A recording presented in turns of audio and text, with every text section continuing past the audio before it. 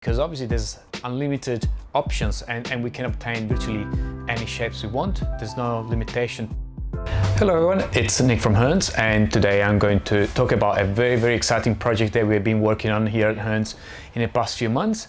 Very innovative and really exciting. So it's part of the Hearns Workshop and something that Warwick has been thinking and designing for the last few months. What we've done, we have reproduced some arms for a buggy with our 3D printed material. So we have selected a special resin, and this resin is extremely tough and is meant to be comparable to material that we use traditionally for remote control car plastic parts. Generally speaking, these parts are in a fiber reinforced polymer. Normally it's reinforced with glass, and so with the reinforcement it can give them different characteristics.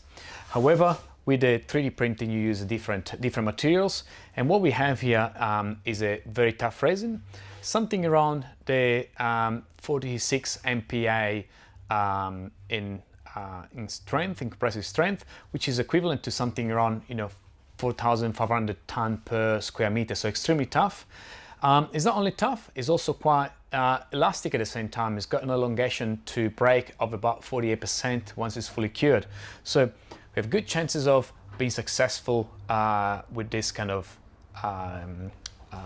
material. However, the other benefit of producing with a 3D printer type technology is the fact that we can achieve some shapes that normally are not possible with traditional manufacturing equipment, such as injection molding, which is what you can see is done for this Yokomo arm. As you can see in this part, these are the injecting ports. The plastic and injected and then goes through along the arms and fills the mold. So with the 3D printing we can obtain much more complicated shapes. Therefore we decided to go really crazy and come up with something very special. So I'm going to take you through the 4 options that we have here. Going from a more traditional one, which is this one here. As you can see, it's quite similar concept to the original one, but we've taken into consideration the problem where we had with some of these arms and where they break, which is very typical. They're going to have breakages near the suspension, the shock mount area, because obviously you put screws through, so that I guess is a breaking point. And so we've done a couple of things. First of all, we changed slightly the configuration to make it a bit more organic, but we actually increase the thickness in this area, and we actually mold in a way that's a bit more thickness in this part here, which is probably a critical part. And this serves to 2 factors.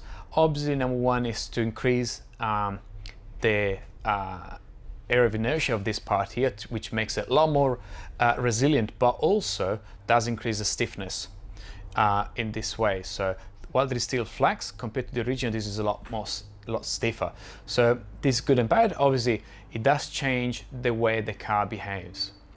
Now moving to the opposite extreme, we went down this path with a mesh lattice kind of design. So this is really advanced, and what this does is enable us to put different type of measure and different kind of consistency in the mesh in different parts of the arm, so we can actually manage the flexibility of this arm. We use pretty much the similar kind of outside shape of the previous one that I just showed you, but we pretty much emptied it and put this kind of mesh. Now this is extremely stiff now, but it does some kind of flex, like kind of diagonal flex. So it'll be very interesting to see how this performs.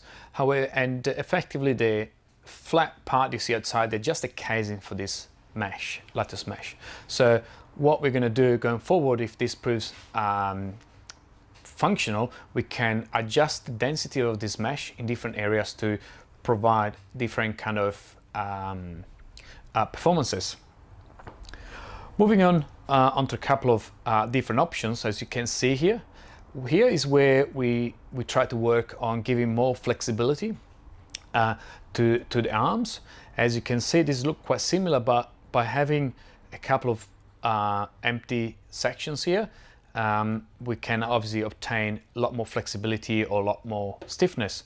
In this specific one, we have lots of flex at the front here, but this part here is quite rigid. So clearly this could create a breaking point, but we will see that what happens. This one here is probably one of the most flexible one, as we have opened here, and we give this kind of cross longitudinal kind of flex, so we'll have quite a good flex. So you can see there is lots of give on this material. So these are the 4 options that we have designed so far, and we're going now to install them on a car. As they come out from the machine, there's very little work that needs to be done. We have these supports on the end here, which are what we need to actually attach them to the machine, and everything else is pretty much ready to go. We just need to use an arm reamer to clean the hinge pin holes around here, and I think we're gonna use one of these Aromax thread tools to actually pre-thread the suspension mounts holes across here. Otherwise, it's going to be pretty much ready to go.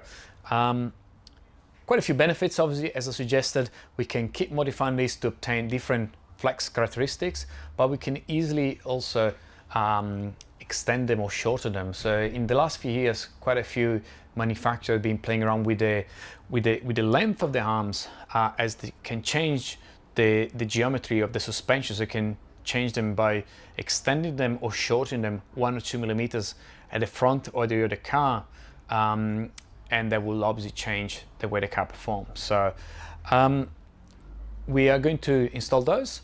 This is obviously the first design, the first round of design. There will be some more design and modification to come, and we will see what happens. But for now, this is extremely exciting. New development for Hearns Workshop, and something that we'll be working behind the scenes for some time, and if it works out to be strong enough and performing well, which we have a good reason to think that will be the case, then we should be able to use the same technology for pretty much any other remote control car or other parts which are structural. So let us know what you think. Let us know which one of the 4 designs you think is best and what you think we could try differently, because obviously there's unlimited options, and we can obtain virtually any shapes we want. There's no limitation compared to the traditional injection molding options. And so feel free to comment on this video. Let us know what you think, and we'll come back with another video in the coming weeks and give you some feedback on what happened with this. So thank you for watching, and see you next time. Bye bye.